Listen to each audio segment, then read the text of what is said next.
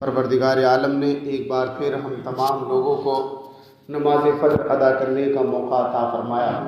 اللہ کا شکر و احسان۔ پیارے اسلامی بھائیوں، اللہ رب العزت بندے سے محبت فرماتا ہے، پیار کرتا ہے تو اللہ تعالیٰ اس پر اپنی رحمتوں کی برسات فرماتا ہے اور اللہ اسے اپنے سجدوں کی توفیق عطا فرماتا ہے، عبادت کا ذوق اسے عطا فرماتا ہے۔ پیارے آقا صلی اللہ علیہ وسلم ارشاد فرماتے ہیں کہ قیامت کے دن جب نفسی نفسی کا عالم ہوگا، سوا نیزے پہ سورج کھڑا ہوگا، وہ سب پسینے میں شرابور پریشانی کے عالم میں ہوں گے، کوئی کسی کا پرسان حال نہ ہوگا، اور گرمی اس دن بڑی خطرناک اور شدت کی ہوگی۔ روایتوں میں آتا ہے کہ اتنی گرمی، اتنی شدت ہوگی کہ بعض حضرات اپنے پسینے میں گھٹنوں تک ڈوبے ہوں گے، کچھ ناف تک ڈوبے ہوں گے، کچھ گلے تک ڈوبے ہوں گے، اور کچھ ایسے بھی ہوں گے جو اپنے ہی پسینے میں ہچکولے لے رہے ہوں گے۔ پیاس کی شدت کی بنیاد پر گلا اس کا کانٹے کی طرح خشک ہو رہا ہوگا۔ اللہ اکبر کبیرہ۔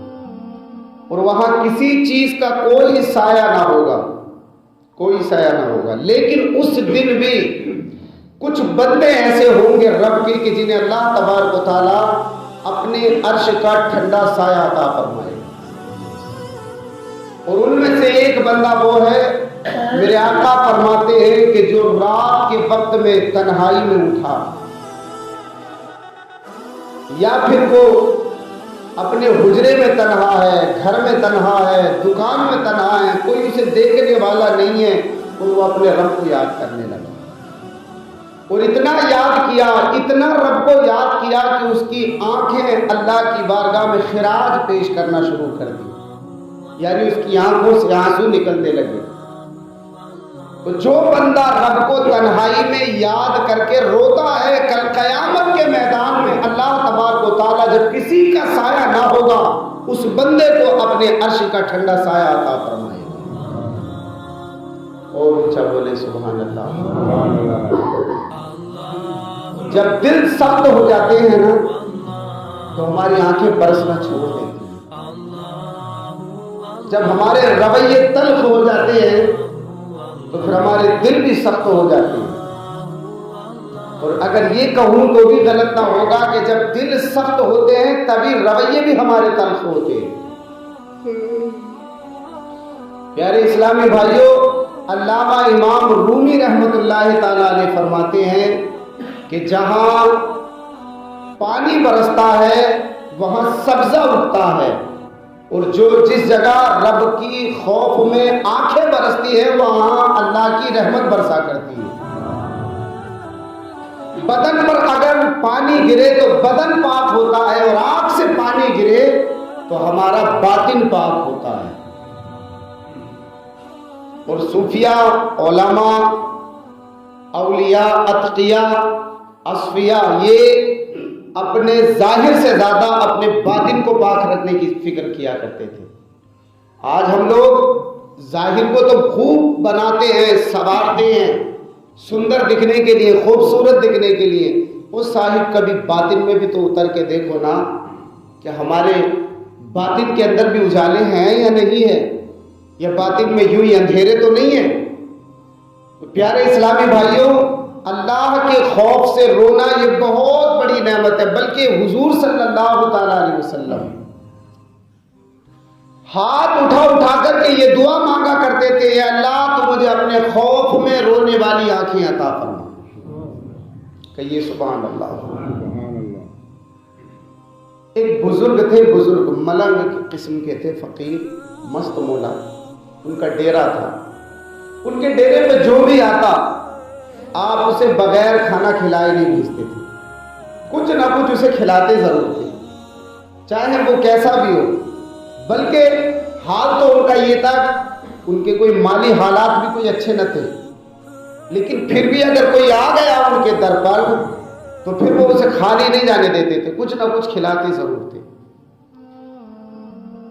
اور اگر ان کے پاس کچھ نہ ہوتا تو پڑوس سے یا کسی سے قرض مانگتے اور قرض لا کر کے پھر ان کو کھلاتے، لیکن خالی نہیں جانے دیتے تھے۔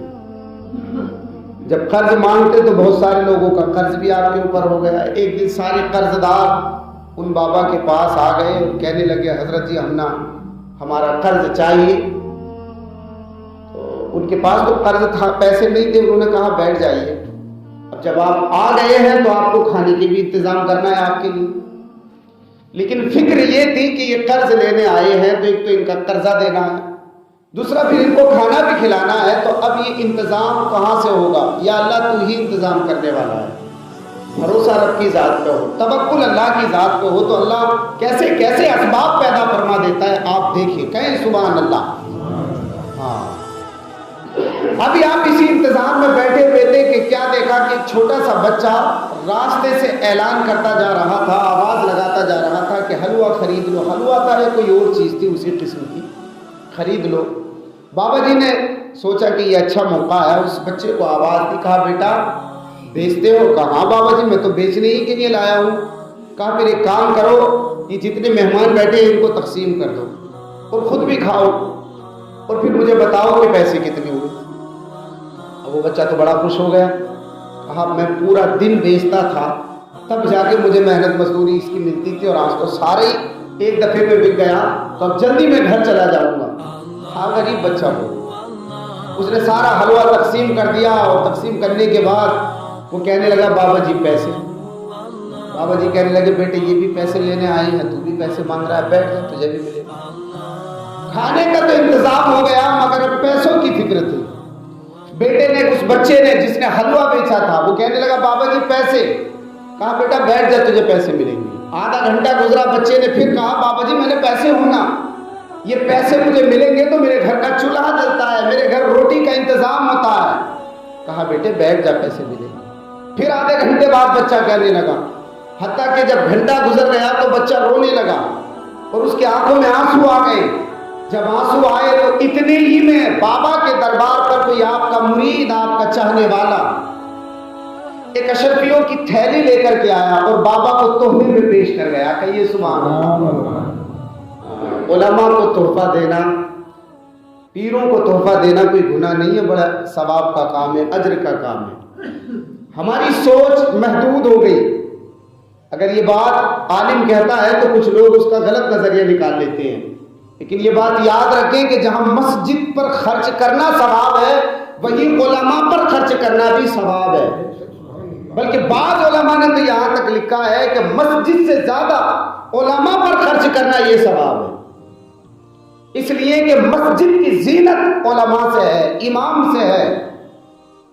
اگر یہ امام اور علماء خوشحال ہوں گے، خود کفیل ہوں گے، تو یہ بے فکری سے نو ٹینشن ہو کر دین کی خدمت کر سکتے ہیں۔ بہرحال صاحبو، تو وہ بچہ رونے لگا، رونے کے ساتھ ہی بابا جی کا کوئی مرید آیا اور آنے کے بعد تھیلی دے گیا شرفیوں کی، اور وہ اتنی تھی کہ جتنے قرض دار بیٹھے تھے ان سب کو پر بھی ان کا قرضہ سب کو مل گیا، ان کا پیسہ بھی مل گیا اور بچے کو بھی مل گیا۔ لیکن وہ قرض دار کہنے لگے بابا جی ایک بات بتاؤ، ہم کافی دیر سے آپ سے قرضہ مانگ رہے تھے، پیسہ ملا نہیں، لیکن یہ بچہ رویا اور ذرا دیر میں پیسوں کا انتظام ہو گیا، یہ کیا بات ہوئی؟ اب آخری جملہ سنیں بابا جی نے کیا کہا، اللہ اکبر۔ بابا جی کہنے لگے کہ اے صاحبو، آپ سب پیسے مانگنے آئے ضرور تھے مگر تم میں کوئی رونے والا نہیں تھا۔ یہ بچہ رویا تو اللہ تبارک و تعالیٰ نے تمہارا بھی انتظام کر دیا اور اس بچے کا بھی انتظام کر دیا۔ پتہ کیا چلا صاحبو، اگر اجتماعیت ہو، لوگوں کا ہجوم ہو، کثرت ہو اور وہاں ایک رونے والا آ جائے تو بعض مرتبہ اس ایک رونے والے کی وجہ سے اللہ سب کی خطاؤں کو معاف فرما دیتا ہے، اللہ سب کا بیڑا پار کر دیتا ہے۔ اس لیے صاحبو، رب تبارک و تعالیٰ سے دعا کریں کہ اللہ ہمیں رونے والے